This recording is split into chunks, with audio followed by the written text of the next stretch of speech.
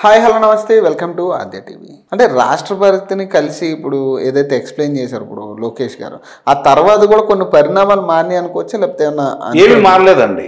ఇప్పుడు ఇక్కడ ఎలా ఉంది అంటే కేంద్రం కానీ రాష్ట్రం కానీ వ్యవస్థలన్నీ వాళ్ళ చెప్పు చేతల్లో ఉన్నాయి. కేంద్ర పెద్దలు ఎవరు కూడా దీని మీద చంద్రబాబు నాయుడు గారి మీద సానుభూతితో లేకపోతే ఆయన పలకరించే ఉద్దేశం కానీ ఏమీ చేయట్లా. నేను దాకా కూడా ఇక్కడ కూడా జరగల. ఇప్పుడిప్పుడే కొంచెం బయలుదేరి బాబు మొదలు ఇద్దరు మళ్ళీ తెలుగుదేశం పార్టీని నష్ట నివారణ చర్యలు పూనుకుంటున్నారు. ఆల్రెడీ జరిగిపోయింది. ఇప్పుడు అద్దాన్ని పగలగొట్టారు, అతికించగలుగుతారే తప్ప మళ్ళీ రూపాన్ని తీసుకురాలేరు కదా. ఆ మరకలు కనపడతానే ఉంటాయి. ఇక్కడ జరుగుతుంది కూడా అదే.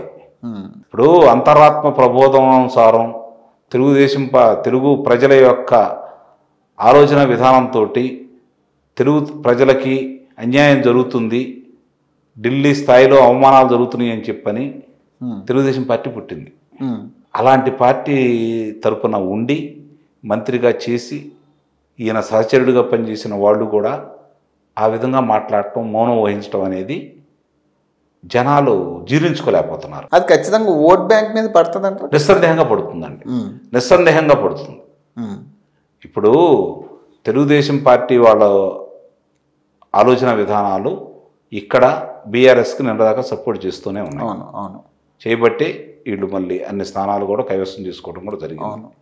మరి ఈరోజు వాళ్ళు ఇక్కడ తెలుగుదేశం పార్టీ లేదనుకున్నారు, కానీ తెలుగుదేశం పార్టీని మళ్ళీ వీళ్ళ చర్యల వల్ల తిరిగి మళ్ళీ నిన్న కూడా కొన్ని సర్వేల్లో నియోజకవర్గానికి 30 నుంచి 40,000 చిల్లర 43 నియోజకవర్గాల్లో తెలుగు వాళ్ళ యొక్క అంటే తెలుగుదేశం పార్టీ యొక్క అభిమానుల యొక్క నిర్ణయంతో గెలుపోవటముల నిర్ణయం ఉన్నాయని చెప్పని స్పష్టంగా కేవలం అంటే నియోజకవర్గానికి 60,000 ఓట్లు తేడా వచ్చే ఛాన్స్ ఉంటుంది. అంటే టీడీపీ పరంగా అన్నీ రావండి. కొన్ని బలమైన నియోజకవర్గాల్లో వాళ్ళ ద్వారా గెలుపోవటం నిర్ణయించుకునే స్థాయికి మాత్రం నిస్సందేహంగా ఉంటుంది. దాని ఎఫెక్ట్ ఇక్కడ తెలంగాణలో కూడా ఉంటుంది, నిస్సందేహంగా ఉంటుంది. దేశవ్యాప్తంగా ఉంటుందండి, గుర్తుపెట్టుకోండి. మీరు ఇది ఆంధ్ర రాష్ట్రానికి పరిమితం అనుకుంటున్నారు వాళ్ళు.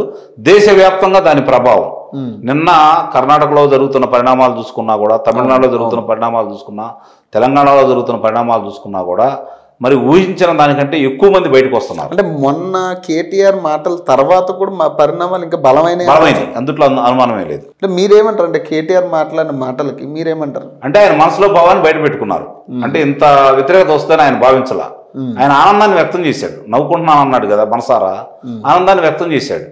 అంటే ఆయన మనసులో ఉంది చంద్రబాబు నాయుడు గారికి ఇలాంటి పరాభవం జరగాలి అని. అది బయట పెట్టుకున్నాడు.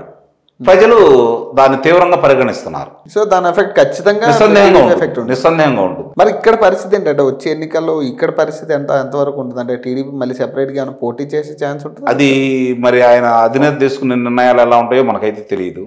పోటీ చేస్తారా లేకపోతే ఏంటనేది వాళ్ళ నిర్ణయం మీద ఉంటుంది. పోటీ చేస్తారనే ఇక్కడ కొన్ని నియోజకవర్గాల్లో పోటీ చేస్తున్నారనే తెలుస్తా ఉంది.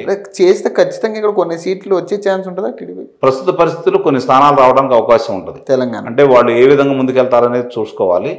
ప్రస్తుతానికి అయితే ఉనికిని నిలబెట్టుకున్నారు.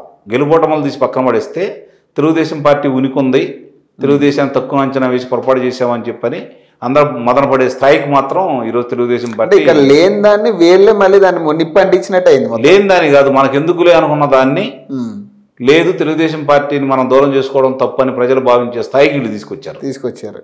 సో ఖచ్చితంగా ఇక్కడ కూడా డిసైడింగ్ ఓట్స్ అయితే తెలుగుదేశం చేతులు ఉంటాయి కొన్ని, నిస్సందేహంగా, అందులో అనుమానం ఏం లేదు. Right, thank you sir, thank you.